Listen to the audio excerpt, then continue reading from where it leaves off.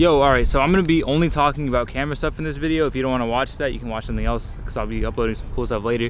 But yeah, only camera stuff. It's gonna be very technical, very crazy. Let's get this bread. Bro cars, hoe cars for life. You feel me? Jump.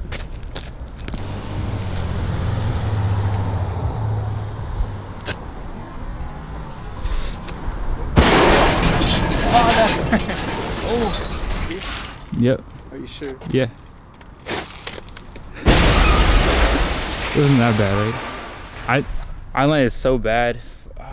What up, bro carts? What up, hoe carts? No disrespect to women nor Winston. Today I wanted to talk about my camera gear because a lot of people ask me. I feel like it might be inspiring if I talk about it the right way. And without wasting too much of your time, let me just give you a little background. So I used to shoot on a Canon 70D just because I heard that was a good camera. Some of the biggest YouTube creators like Casey Neistat used it.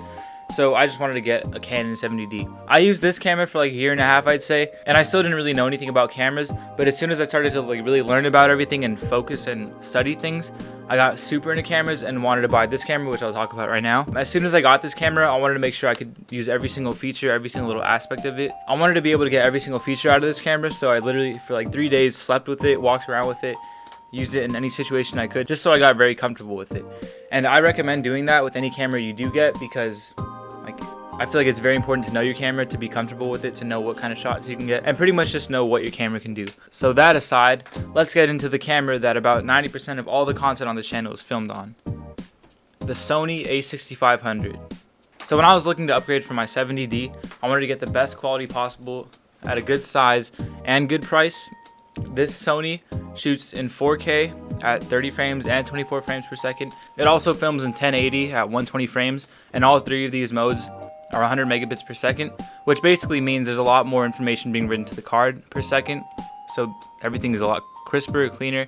I'm currently shooting this on the 70D, so it doesn't look as crisp as this camera. The Sony a6500 also shoots a beautiful 1080 at 60 frames. I usually like to get the best quality possible, so I shoot in 4K at 24 frames, and that takes a lot of space, so I have to use a very large SD card. I use a 256 gigabyte SD card that can write in 4K, and as you can see, this camera is very small, which is something I wanted when I was looking for a new camera. I wanted something I can carry with me that's not too big to like carry around through stores to vlog with.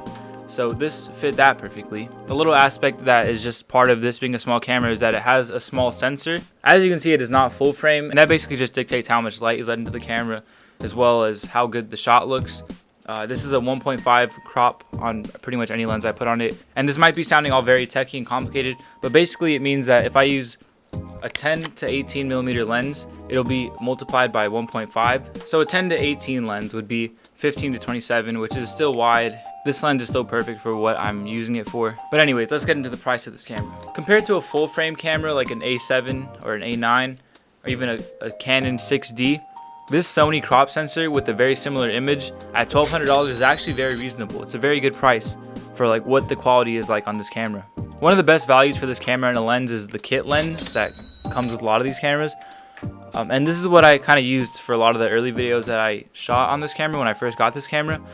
I really don't recommend this lens. Like, it does work for what it's supposed to do, but there's way better lenses on the market for this. As long as you try to put the money aside and get a better lens. I'm usually shooting thrifting videos or vlogs where the camera's like close to me and I'm trying to capture the most I can from a short distance. So I usually use a 10 to 18 millimeter lens, which is pretty much perfect for everything I need to use this camera for. And I'd even go as far to say that this is one of the best vlogging cameras that you can have. Best quality, great size, compatible with microphones with the actual microphone port. Just an amazing overall camera. There are some cons though. Like, if you ever see my camera, you might notice that it has this battery grip attached to it. I usually have to keep this battery grip with my camera because the battery on this camera is so bad, especially when you're running 4K with a microphone and just everything's going. They're very small batteries. Even though the battery grip doesn't completely get rid of that problem, it really helps. I usually only have to switch out the batteries like once or twice when filming a long video, so if I'm just going out filming something short, I don't have to worry about the battery with the grip. I think there's only one other real con other than the battery life, and that is the screen. One, it doesn't really flip up at all, so you can't see yourself at all when filming. You kind of just have to hope that the autofocus is capturing what you need it to focus if you don't have anyone behind the camera. And the other thing is it's very dim of a screen. especially in 4K. The whole thing dims as you're filming, so you'll be outside in the sun trying to like figure out what you're shooting. Usually I just switch to the eyepiece and just look through that to see if the shot's gonna look fine, to make sure it's not overexposed. I think it is still perfect though for what I use it for vlogging, running around, just having a small camera in my hand to use. So I highly recommend this. Oh, and also if you were like intrigued by the thumbnail, I do have this like whole big cinematic like setup with this big huge overkill rig on it. But I basically have this like for the support for the lens down here, a handle to carry the whole thing, another handle over here, and just like the monitor on the back to really see what's going on. And what I mainly use this setup for is to film my brother's football games, because I have everything on a tripod and just have it all set up like here. I do like to use this for other shoots with the wide angle lens, just to have a steadier shot. I feel like the heavier and the bigger the camera is, as long as it's not too crazy, the steadier everything kind of is. So when I'm really focused on the shot and I want it to look beautiful, I kind of set everything up like this, just so the whole camera can be handled a lot steadier. This is a 70-300 lens, by the way, and it's a really big telephoto lens. It's kind of crazy, but it's fun to use. It's cool to use and get shots with. So now we're back on the A6500, the main camera, back in 4K. And I wanted to take this time to talk about my other cameras that I use. This is what I was filming everything else on, the Sony 70D. It also has the same lens as this camera, 10-18. I kind of feel like the Sony has a little bit better of a build than the Canon does. Like this kind of feels a little bit more plasticky, a little cheaper. I feel like the Sony lens is a little bit better quality, even with the glass and how the shots look. But this is still a very solid camera, and I believe the price is a lot better now than when it was a couple years ago when I first got it. It also has a flip out screen, which this camera does not. And this is perfect for vlogging and having like a screen to look at your shot. You can really see like what you're filming on this. I also use this Canon G7X, which is perfect for vlogging. It's very small, the quality is amazing, and it also has a flip up screen so you can see what's going on. This is like the camera that I use when I don't want to bring a camera somewhere, but I really want to be able to film. Like it's cool because you can carry it, you can vlog, you can talk to it, but it's also very compact, and just the quality is amazing. I think the only little con I have is the microphone. There's no microphone input, so you can't attach a microphone to it. Like the audio isn't always the best. There's also problems with dust getting underneath the lenses, and just there being dust speckles underneath the lenses sometimes. You can't really remove it or anything, so it's kind of just stuck there. I tried sending mine back to Canon, but they didn't really want to help out with it. But yeah, basically it's all under the lens. My fourth and final camera is just a small little GoPro session. It's like the first session, and I have a lot of stickers on mine, as you can see. This is actually a garbage camera, but it's cool for what you can do with it. It's cool for like putting it underwater and just throwing it around. Just not good quality at all. Now that we've gone over the cameras, let's go into microphones, which are very, very important. First one I'll go over is the one I always talk to in videos. This is some like SC Electronics music microphone. I bought it when I was really into music, but I never used it for that. And then I figured out a way to connect it to my camera through some weird thing that powers it and then has an output to a camera. So I just use that. You could also use an audio mixer, and I think that's easier.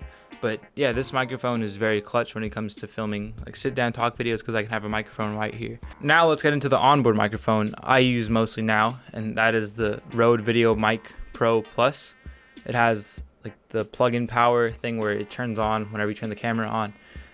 Without getting into too many specifics, because it's a lot. The old version of this microphone would only turn on when you manually turned it on, so there would be a lot of shots that I would film where there'd be no audio because we forgot to turn on the microphone. And it was kind of just a hassle to have to turn it on and then start filming, especially if you just grab a camera and start filming like I usually do. So this microphone, very, very worth it.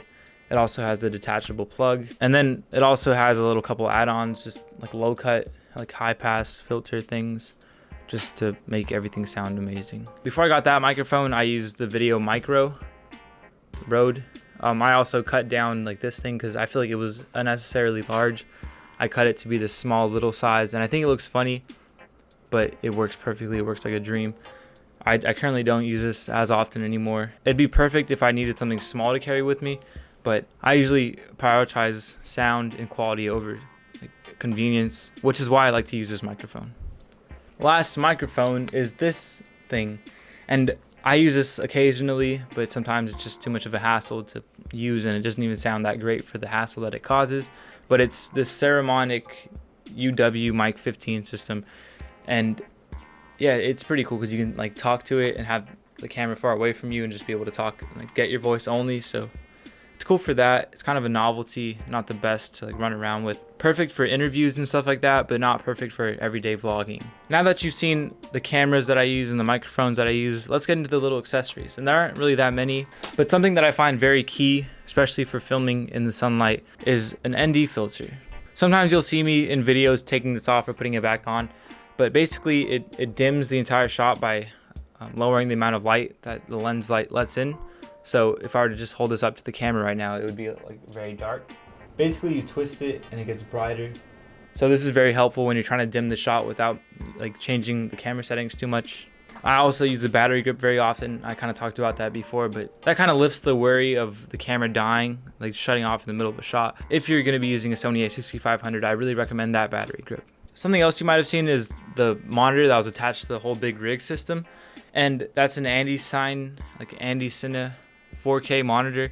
It's like the cheapest one that you can buy, but it works perfectly for whenever you're trying to just have a monitor. Again, with the a6500, I think it's very important to have that so you can check to see what's going on with the camera when you can't really tell it, like, from the dim screen. So I highly recommend one of those too. And then lastly, I recommend having some of these. I have like this really heavy duty one. I don't use it as often anymore, but I used to use it a lot with the 70D. And then just the slider one that I like to use with the Sony a6500. These are good for holding the camera away from you, getting a nicer shot, having a steadier shot when you're walking around with the camera attached to it. It kind of just like helps you steady everything. You can set it up as a tripod. Overall, like, it helps a lot. I've started to move away from using them because with the wide angle lens, you can kind of just hold your camera in your hand and get a really nice shot. And they're kind of hard to take into thrift shops and just hard to carry around all the time if you're not going to be using it that often. And that's it for all my camera gear. I hope this was informative. I hope it wasn't just boring or me talking about camera gear. I hope it may have inspired you. I tend to think that when I have something that inspires me to create, I'm more likely to create. When I had this camera and I kind of felt like it wasn't really cutting it anymore with quality, it was really inspiring to get a new one because I kind of had the urge to create again, knowing that I could get the best possible picture. And that's it for this video. You can check out the Amazon links below. You don't have to use them, but I think it helps me if you do use them. And let me know if you have any questions in the comments down below. Like, I'll be reading through them and helping anyone if you need any questions, if you have anything. Let's get this bread. I'll see you guys next video.